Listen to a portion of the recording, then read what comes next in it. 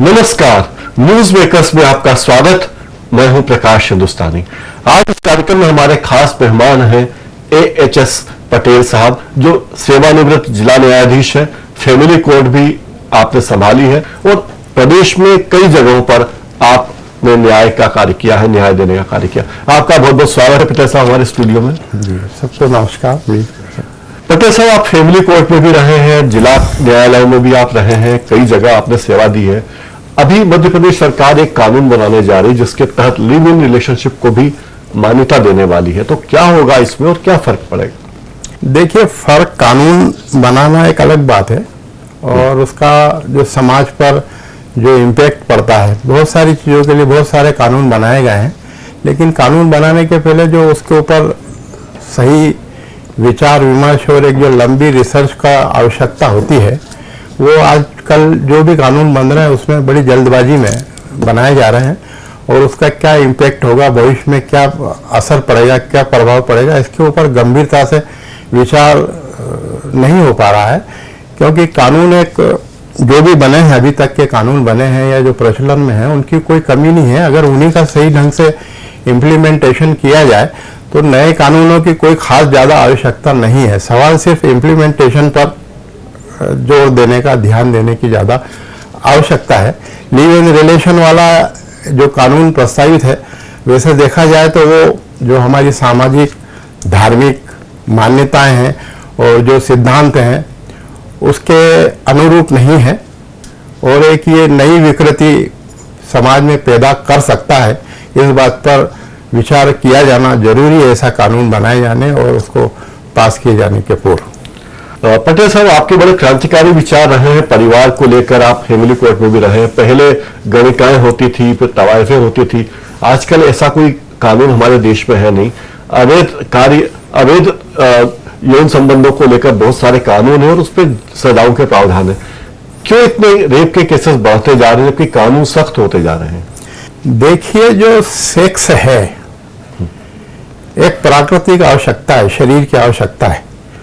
जैसे आपको 2 समय भोजन की आवश्यकता होती है, भूख लगती है, आप भोजन करते हैं, ऐसे एक पर्टिकुलर एज के बाद सेक्स जो है वो भी शरीर की एक बहुत जरूरी आवश्यकता होती है। पहले बहुत सारे केसेस में महिलाओं में एक पर्टिकुलर एज के बाद नहीं होती थी तो उनकी दिमागी संतुलन खराब हो जाता था, हिस्टेरिया के उनके दौर आते थे, डॉक्टर्स वगैरह सलाह देते थे कि इनकी भाई जल्दी से जल्दी शादी कर दो। ऐसे ही पुरुष के साथ भी है। पुरुष को भी अगर वो पर्टिकुलर एज के बाद वो नहीं होता है तो सेक्स के लिए जो है वो अगर नहीं कर पाता है या कुछ नहीं होता है तो वो उसमें भी मानसिक विकृतियां और ये जो है वो बीमारियां पैदा होने लगती है। पहले के ज़माने में ये था कि सेक्स की जो एक तो पॉपुलेशन भी कम थी, दूसरा क्या हुआ करता था कि भाई सेक्स के लिए सेक्स वर्कर जैसे वेश्यालय चलते थे, कोठे चलते थे, जहाँ पर लोग जाते थे अपना मनोरंजन का और इसका साधन जो है वो मुहैया कर लेते थे और सेक्स अवेलेबल कर लेते थे। आज वर्तमान समय में एक तो ये भी स्त्रियों के जो गर्भ में जो है स्त्रियों की जो है वो गर्भपात स्त्री होने पर और सेक्स डिटर्मिनेशन होने के बाद लड़की होने पर जो है वो गर्भ गिरवा देते हैं लोग और लड़कियों की तादाद दिन पे दिन कम होती जा रही है, पुरुषों की तादाद कम होती है, बढ़ती जा रही है। समाज में एक ये असंतुलन पैदा हो गया है।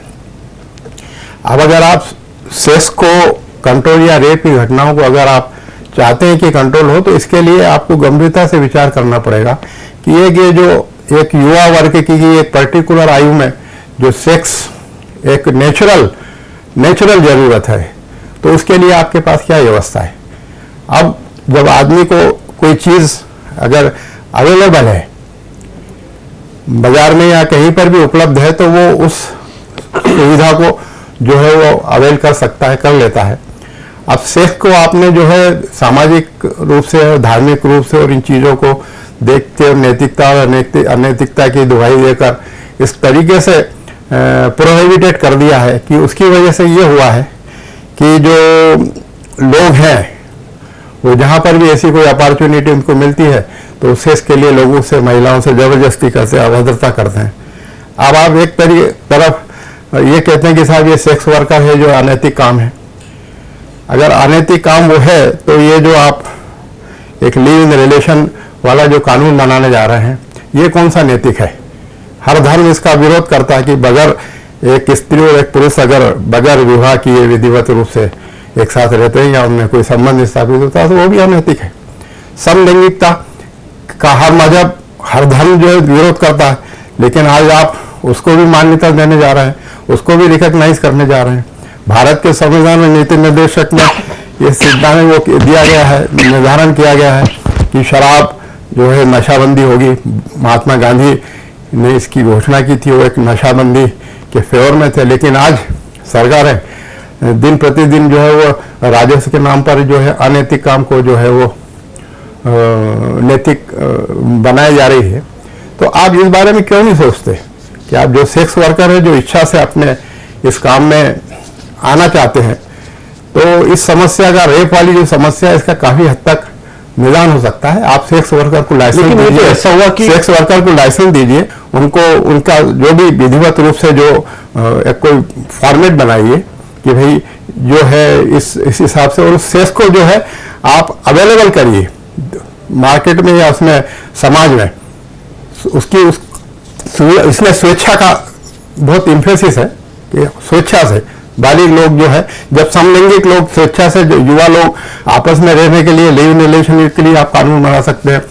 समलैंगिकता को जो है आप उसको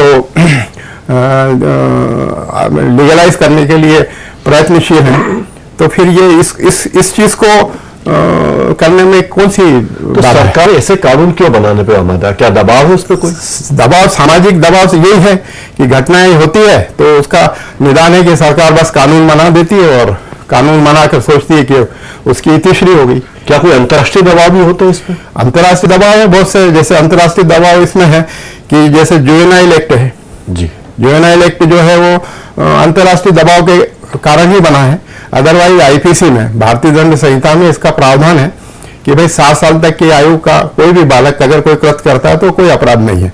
7 साल से 12 साल तक की आयु का बच्चा कोई अपराध करता है तो उसके लिए उन्होंने कहा है कि वो इस बात पर विचार किया जाएगा कि उसमें वो काम जब वो कर रहा था तो उसको समझता था, उसकी गंभीरता को समझता था, या गलत है या सही है, इसकी उसको पहचान थी या नहीं।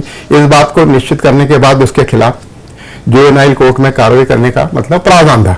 लेकिन आज 12 साल के बजाय उसको जो है वो पैरेलल एक्ट, जुवेनाइल एक्ट बनाकर उस आयु को 18 साल कर दिया है।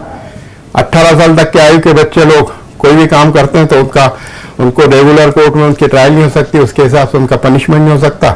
उसके लिए उनको जुवेनाइल कोर्ट में भेजा जाएगा और जुवेनाइल कोर्ट में जो है किसी भी बड़े से बड़े ऑफेंस की जो सजा है वो 3 साल है, और वो 3 साल भी उसको रिफॉर्मेटरी स्कूल में रखा जाता है, कोई जेल में या किसी जगह। किशोर न्यायालय? हाँ जी, किशोर न्यायालय तो न्यायालय का है, लेकिन उसके एक सुधार गृह होते हैं जी, बाल सुधार गृह में, वहां पर उसकी सजा का, जहां पर उसको सभी कुछ दिया जाता है। हाँ। तो इस मामले में थोड़ा सा विचार करने की जरूरत है। दूसरा, महिलाओं के संबंध में जो कानून है अभी भी, उसमें इतनी कंट्रोवर्सी है कि एक तरफ तो जुवेनाइल एक्ट में 18 साल तक की एज का प्रावधान है कि वो कुछ भी करते हैं तो उनका काम या ऑफेंस उधर होगा। वहीं अबडक्शन और किडनैपिंग में जो एज दी गई है लड़की की कि 18 साल तक की लड़की है, अगर उसको बहला फुसला कर या किसी और लालच देकर या किसी भी तरीके से या उसकी सहमति से भी ले जाया जाता है और उसके साथ कोई गलत काम किया जाता है तो दैट इज एन ऑफेंस। उसकी सहमति कोई मायने नहीं रखती। लेकिन वहीं दूसरी ओर सेक्स के लिए रेप के केसेस मामलों में सेक्शन 375 आईपीसी में यह प्रावधान किया गया है कि 16 साल की उम्र की तक की लड़की अगर है और उसके साथ उसकी सहमति से भी सेक्स किया जाता है तो वो दैट इज एन ऑफेंस और that will be A rape. बाकी 16 साल से उम्र की लड़की है, ऊपर की है, 18 साल नहीं 16 साल है ना, 16 साल से ऊपर की एज की लड़की है और अगर उसकी सहमति से सेक्स किया जाता है तो वो that is not an offence और वो रेप नहीं कहलाएगा। अब आप ये देखिए कि एक तरफ तो आप उसको 18 साल के लिए जो है वो कॉम्पिटेंट बता रहे हैं जी, वोट देने के लिए 18 साल की आयु कम से कम, शादी के परमिशन के लिए 18 साल से उसकी आयु रखी है आपने।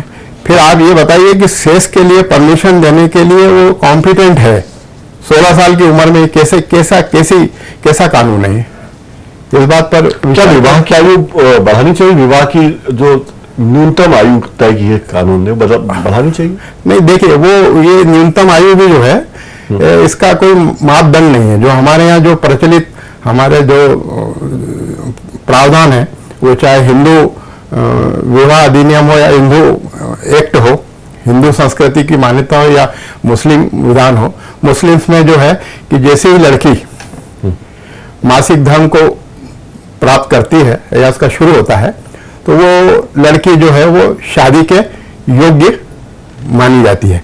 हिंदू संस्कृति में भी पूर्व में यही मान्यता रही और मतलब बाल विवाह भी रहा है। अब उस एज को आपने जो है धार्मिक उससे अलग जाके हटकर और वो कर आपने उसको 18 साल कर दी, ये साहस तो दिखाया आपने।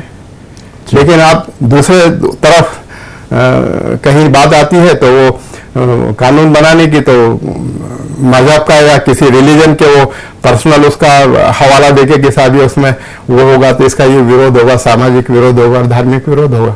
तो सरकार को इन सब मसलों पर दृढ़ता से काम लेना चाहिए, अच्छे कानून बनाना चाहिए। और कानून बना देने से तीसरी उसका इम्प्लीमेंटेशन करने वाली एजेंसीज को जो है वो उसका वो होना चाहिए। दूसरा एक और मेरा ये सुझाव है कि पुलिस के खिलाफ सबसे अहम शिकायत ये होती है कि वो रिपोर्ट नहीं लिखती। कोई भी आदमी, इवन वो जजेस तक की रिपोर्ट नहीं लिखती है ना।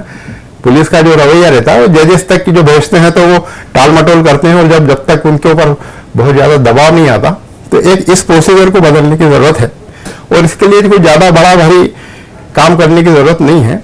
एक जो स्वायत्त संस्था या कहें जो स्वतंत्र संस्था जैसे न्यायपालिका है जी, तो प्रथम सूचना प्रतिवेदन लिखने का दायित्व न्यायालय के मजिस्ट्रेट को दे देना चाहिए कि कोई भी जो कॉग्निजेबल ऑफेंस है, जो हीनियस ऑफेंसेस हैं, जिसमें जैसे आजन्म कारावास की सजा है, ये रेप की घटना है, मर्डर की घटना है, और भी जैसे जो महत्वपूर्ण अपराध हैं, उनकी जो सूचना है वो प्रथम सूचना पत्र जो है वो न्यायपालिका में आज के वक्त में हर छोटी छोटी जगह पर भी करीब करीब हर तहसील लेवल पे न्यायपालिका है, मजिस्ट्रेट है, वहां पर जुडिशियल मजिस्ट्रेट है जी। और हमारे यहाँ अभी भी ये व्यवस्था है न्यायपालिका में कि छुट्टी के दिन भी हमारा एक मजिस्ट्रेट मतलब जो है वो अदालत में बैठता है 2 घंटे 3 घंटे के लिए। तो ऐसे ही व्यवस्था, जैसे अस्पताल में इमरजेंसी डॉक्टर की ड्यूटी होती है इमरजेंसी के लिए, तो ऐसी की ऐसी जो है रिपोर्ट एक मजिस्ट्रेट की ड्यूटी 24 घंटे के लिए लगाई जा सकती है। एक उसका स्टाफ रहेगा ताकि जो ऐसे हीनियस मामले हैं उसमें कोई भी आदमी कभी भी जाकर जो है वहाँ न्यायपालिका मतलब मजिस्ट्रेट के सामने अपने प्रथम सूचना प्रतिवेदन लिखा कर दे देगा, और वो मजिस्ट्रेट फिर जो है वो उसमें इन्वेस्टिगेशन के लिए जो है वो पुलिस को हैंड ओवर करेगा कि इसमें इन्वेस्टिगेशन करके तुरंत जांच उसको जो है वो की जाए।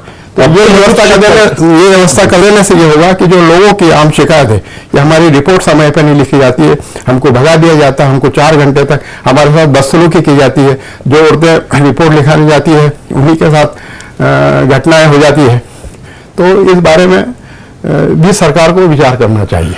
अब्दुल हमीद शेख पटेल साहब, आप जिला परिवार कुटुंब न्यायालय में भी रहे हैं, न्यायमूर्ति न्यायाधीश रहे हैं जी। आजकल परिवार के विवाद बढ़ते जा रहे हैं ना, बहुत ज्यादा विवाद आ रहे हैं न्यायालय में, इसका कारण क्या है? इसका मुख्य कारण एक तो जो मूल्य है, सामाजिक मूल्य है, वो बहुत बदल गए हैं। लोगों की जीवन शैली बदल गई है, जीवन स्तर बदल गया है, सोच बदल गया है, और एक इसमें स्त्रियों में जो जागृति आ गई है और जो नई सोच जो पैदा हो गई है, और जो जिम्मेदारी है आज का युवा वर्ग हो, चाहे स्त्री हो, औरत हो, लड़की हो या पुरुष हो, वो भौतिकवादी ज्यादा हो गया है। भौतिक सुखों की तरफ उसका ध्यान है, पुराने सारे मापदंड और वो चीजें जो उसने खो दी है, और वो सिर्फ सेल्फ सेंटर हो गया है। वो सिर्फ अपना सुख देखता है, अपनी बात देखता है, अपना आराम देखता है, और इसके लिए वो किसी भी हद तक चला जाता है। तो उसमें वहाँ नैतिकता, झूठे मामले भी चलते हैं कुटुंब न्यायालय? हाँ, आते हैं मामले अदालतों में, तो झूठे भी आते हैं, सच्चे भी आते हैं। और कई दफा न्यायाधीश मुझे कई दफा अपने आप पे बड़े अपने काम के प्रति बड़ा कोफ्त हुई है और परेशानी भी हुई है, और वो भी लगा है कि हमारे सामने कई पता चलता है कि जो दोनों आए हैं दोनों ही झूठे हैं, लेकिन एक अब उसमें न्यायाधीश को की सबसे बड़ी विडंबना यह है कि उसको एक के हक में फैसला करना, एक के खिलाफ फैसला करना है। तो अब वहां पर उसको जो बड़ा झूठ है, बड़ा झूठ वाला है, उसके खिलाफ, लेकिन ये जो दूसरे के हक में फैसला हुआ है, ये भी मालूम है कि ये भी मतलब झूठ बोल रहा है, लेकिन जो है वो उसके हक में फैसला होगा अगर वो कम झूठा है। कैसे परिवार के विवादों को आसानी से सुलझाया जा सकता है? परिवार के विवादों को आसानी से सुलझाने में समझदारी की बहुत जरूरत है। दोनों पक्षों को एक दूसरे की समस्या क्या है उसके बारे में विचार करना बहुत आवश्यक है, जो जिसकी की कमी है। कोई भी आज का युवा वर्ग खास तौर से मेरे यहाँ पर देखने में ये आया कि आज वर्तमान समय में क्या हुआ कि यहाँ पर लड़के लोग, बच्चे लोग पढ़ने के लिए आए हैं, लड़का और लड़की आए हैं, कॉलेज में पढ़ने के लिए माँ बाप ने भेजा है, लेकिन यहाँ पर उनकी कॉलेज में दोस्ती हो गई और वही 18 साल से ऊपर के हैं साहब। तो आज तो अभी ऑनर किलिंग की बात हो रही है, तमाम बातें हो रही है। अब वो उनको माँ बाप को बताए बगैर उन्होंने आर्य समाज में कहीं पर शादी कर ली है। पता चला 2 महीने रहे, शादी होगी, उनका जो है वो शादी का खुमार जो है वो बुखार उतर जाता है और पता चला कि वो वापस तलाक लेने के लिए आ गए। अब फैमिली कोर्ट में यह है कि उनमें काउंसलिंग करवाई जाती है पहले भी कहीं प्रोसीड होने के पहले, और वकील वगैरह का वहाँ पर बगैर कोर्ट की अनुमति की परमिशन नहीं मिलती, उनको नहीं हाजिर हो सकते वो। पता चला साहब को तलाक, उनसे बोलो कि भाई आपके पेरेंट्स को बुलाओ, अगली पेशी पे पेरेंट्स को लेके आना उनसे बात करके। तो बोले साहब वो नहीं आएंगे। क्यों नहीं आएंगे? बोले साहब बस वो नहीं आएंगे, हम सहमति से तलाक चाहते हैं, दोनों आ जाएंगे और सहमति से तलाक के लिए अर्जी लगा देते हैं। अब उनसे फिर बाद में अकेले में बातचीत करो तो पता चला कि वो जो उन्होंने शादी की उसकी खबर ही नहीं उनके माँ बाप को, फिर ताशरी को उनको वो तलाक लेने के लिए आ गए। AHS पटेल साहब हमारे आग्रह पर हमारे स्टूडियो आए, आपने हमसे इतनी बातें की, न्यायालय की प्रक्रिया की, कुटुंब न्यायालय की, परिवारों में बढ़ते विवाद और साथ ही रेप की बढ़ती घटनाएं, आपने हमसे चर्चा की। आपका बहुत बहुत धन्यवाद। Thank you Rajiv. News makers का ये कार्यक्रम आप YouTube पर जाकर भी देख सकते हैं। YouTube का URL स्क्रीन पर नीचे दिया गया है। आज के लिए इतना ही, नमस्कार।